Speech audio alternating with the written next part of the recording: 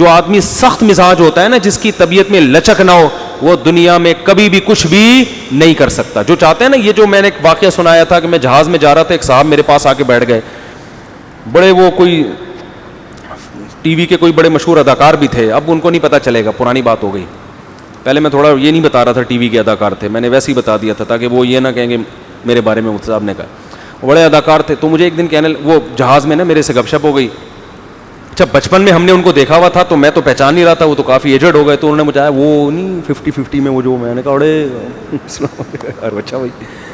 تو مجھے وہ کہنے لگے کہ مفتی صاحب ایک بات بتاؤں, میں غلط بات بالکل بھی برداشت نہیں کرتا, میں غلط بات بالکل برداشت نہیں کرتا.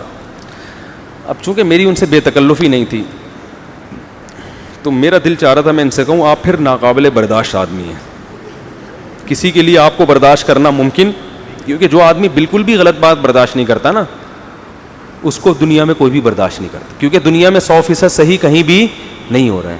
کچھ غلطیاں برداشت کرنی پڑتی ہیں اس چکر میں کہ یار یا تو ہم میں تپڑ نہیں ہے اس کو صحیح کرنے کا, یا یہ کہ اس کو برداشت نہ کیا تو اس سے زیادہ غلط ہو جائے گا.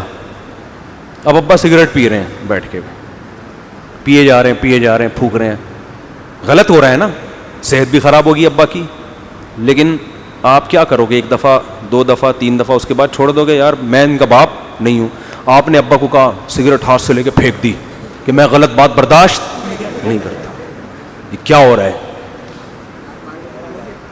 تو ابا چرس لے آئیں گے اگلے دن, بولیں گے روک کے دکھا, میں تیرا باپ ہوں تو میرا باپ, اور تو بھی پی, ورنہ جائیداد سے آگ کرتا ہوں میں تجھے. تو بڑے کو تو یہی ہوتا ہے. ایسا آدمی گھریلو زندگی میں ناکام ہے, کیونکہ بھائی بیوی میں بھی کچھ آڑی ترچھی ہوتی ہے, کچھ نہ کچھ الٹی سیدھی, بیویوں کی بھی برداشت کرنی پڑتی ہے, اولاد کی بھی برداشت کرنی پڑتی ہے, کچھ سالے بھی الٹے سیدھے ہوتے ہیں, پتہ نہیں کیا موڈ تھا, مجھے کہہ رہا تھا یہ, پتہ نہیں تمہیں تو نہیں کہہ رہا تھا یہ, مجھے کہہ رہا تھا, مطلب پوچھ رہا ہوتا ہے آدمی اس کا, یہ تمہیں کہہ رہا ہے یا مجھے کہہ رہا ہے, مجھے کہہ رہا ہے تو بہت غلط کہہ رہا ہے. تو آدمی کہتا ہے چلو پوچھو ہی نہیں کس کو کہہ رہا ہے, فرض کر لو کہ یہ اس کو کہہ رہا ہے نکل لیا وہاں سے برداشت. وہی لطیفہ سناتا ہوں نا میں اکثر, ایک طاقتور آدمی جا رہا تھا, اس کو شو مارنے کا شوق تھا, اس کے ساتھ ایک کہیں دبلا سا آدمی گزرا, اس موٹے طاقتور نے اس کو دھکا دے کے نا گرا دیا ایسے ہی, بس کیا کر لے گا. اب یہ دبلا جب گرا ہے, غلط بات ہوئی نا اس کے ساتھ, کیا خیال, اس کو بڑا غصہ آیا. اب اس نے جب سامنے دیکھا کہ یار یہ تو اتنا پاورفل ہے, تو اس نے کہا بیٹا اگر میں نے برداشت نہیں کیا نا تو ایک اور دھکا دے گا, یہ جتنی ذلت ابھی ہوئی ہے اتنی ہی اور ہوگی, کمپرومائز کرنا چاہیے نا. تو اب اس نے کیا کیا, دماغ کے تیز ہوتے ہیں باریک لوگ, اس نے بولا یہ آپ نے میرے ساتھ مذاق کیا ہے یا سنجیدگی سے دھکا دیا ہے. اس کا خیال تھا یہ کہے گا میں مذاق کر رہا تھا, ظاہر ہے ایسے موقع پہ لوگ کیا کر رہے ہوتے ہیں, مذاق. تو جب یہ کہہ گیا میں مذاق کر رہا تھا تو میں ہنسوں گا, ارے اچھا مذاق کر رہا, نکل جاؤں گا, عزت بھی رہ جائے گی اور انتقام بھی نہیں دینا پڑے گا. تو وہ بڑا ہوشیار نالائق. تو اس دبلے نے اس موٹے سے پوچھا کہ آپ نے میرے ساتھ مذاق کیا ہے یا آپ سیریس تھے. اس نے کہا سیریس تھا میں. تو اس نے کہا اچھا ہو گیا ورنہ میں اس قسم کے مذاق برداشت نہیں کرتا, یہ کہا اور بھاگ گیا. تو اچھا ہو گیا ورنہ میں اس قسم کے مذاق بالکل برداشت نہیں کرتا, بھاگ گیا یہ کہہ کے کہ دوبارہ آنے سے پہلے بھاگ. عزت بھی رہ گئی, عقل مند تھا, کیونکہ ابھی بھی بے عزتی ہوئی ہے, لیکن بھائی اگر برداشت نہ کرتے تو اس سے زیادہ بے عزتی ہوتی, اس سے زیادہ بے عزتی ہوتی.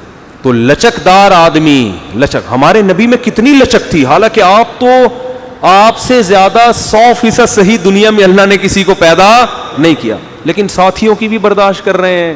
ہے بھائی, راز فاش کر دیا ایک صحابی نے, حاتب بن ابی بلتع رضی اللہ تعالیٰ, مسلمانوں کا راز فاش کر دیا. حضرت عمر نے حکم دیا گردن اڑائے ان کی.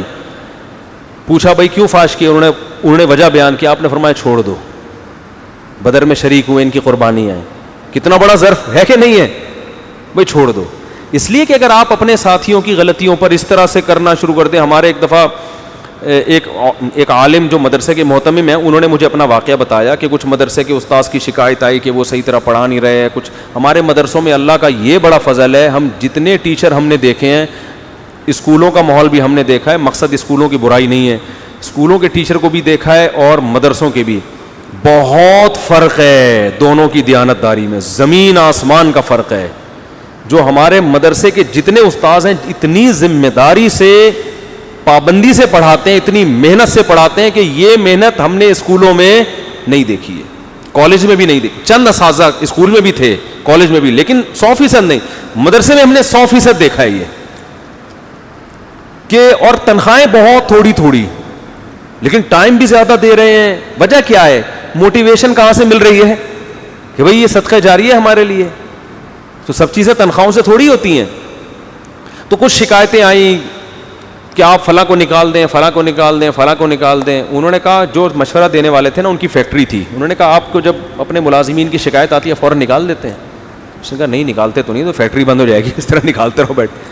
تو انہوں نے کہا آپ کو فیکٹری کی تو فکر ہے, مدرسے کی فکر نہیں ہے. تو یہ دین ہے, دین کو بچانے کے لیے بھائی 100% کون درست ہوگا؟ تو جس کی طبیعت میں, نیچر میں لچک نہیں ہے, فلیکسیبلٹی نہیں ہے, وہ دنیا میں کسی کام کا بولو نہیں. وہ بچوں پہ چنگیز خان بن جائے گا, بچے باغی ہو جائیں گے. تو وہ جہاز میں بیٹھے ہوئے میرے پاس کہ غلط بات بالکل بھی برداشت کرتا ہی نہیں. اچھا بھائی نہیں کرتے ہوگے یار, آپ ہی کر سکتے ہیں, ہم تو کر لیتے ہیں. میں دل میں سوچ رہا تھا میں نہیں برداشت کر رہا, آپ اتنی غلط بات کر رہے ہو, لیکن میں کیا کر رہا ہوں, کیونکہ مجھے پتا ہے میں اگر جواب دوں گا تو بحث چھڑ جائے گی, ہمارا تو سارا ٹائم اسی میں لگ جائے گا. تو ہم اچھا بھائی, بس ہم نے یہی کہا ماشاء اللہ اچھا لگا آپ کے منہ سے یہ سن کے اچھا لگا.